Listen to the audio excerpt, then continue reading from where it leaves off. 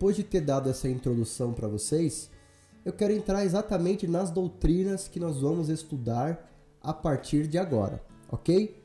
Primeira doutrina é doutrina da palavra de Deus, que é chamada de teologia, que é a junção de duas palavras do grego, theo e logos, ok? Logia quer dizer estudo e theo, Deus, ok? O que é que nós estudamos na doutrina da palavra de Deus, na teologia?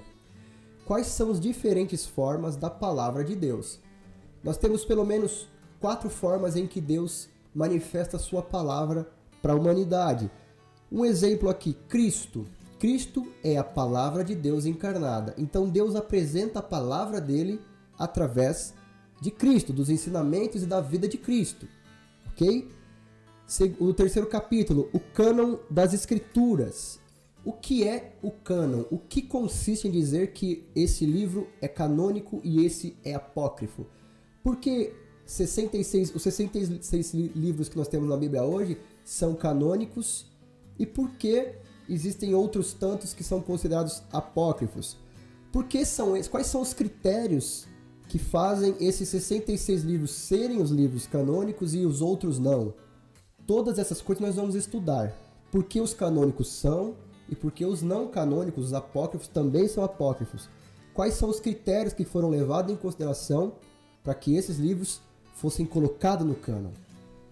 Capítulo 4, nós vamos falar das 4 características da Escritura. E aí tem autoridade. O que é que consiste em dizer que a Bíblia tem autoridade? Né? Será que a igreja é autoridade sobre a palavra é autoridade sobre a igreja? Será que é a igreja que diz o que é palavra ou é a palavra que diz sobre ela mesma? A segunda característica está no capítulo 6, clareza. Nós vamos falar sobre a clareza. A Bíblia, ela é clara em tudo aquilo que ela se propõe a ensinar. Não há nada que esteja encoberto ou que não seja claro o suficiente para entender. Óbvio que existem doutrinas que são mais fáceis e doutrinas que são mais difíceis, mas todas elas são claras. Capítulo 7, necessidade. Será que a gente consegue conhecer a vontade específica de Deus a não ser com a palavra? Podemos ver, a gente vai ver isso nos estudos.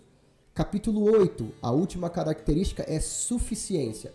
Quando a gente fala de suficiência, esse tema é muito pertinente. Será que hoje nós devemos acrescentar ao texto bíblico mais alguma coisa? Um rito, um outro livro, como algumas religiões fazem? Eu acho importante a gente estudar a suficiência, porque a Bíblia vai dizer acerca disso para nós. E aí, voltando lá no capítulo 5, nós vamos falar sobre a inerrância. Será que a Bíblia ela é inerrante ou ela é infalível? É diferente um do outro? E nós vamos ver isso. Portanto, esse capítulo de teologia se propõe a trabalhar esses temas e eu tenho certeza que você vai aprender muito. Tá bom?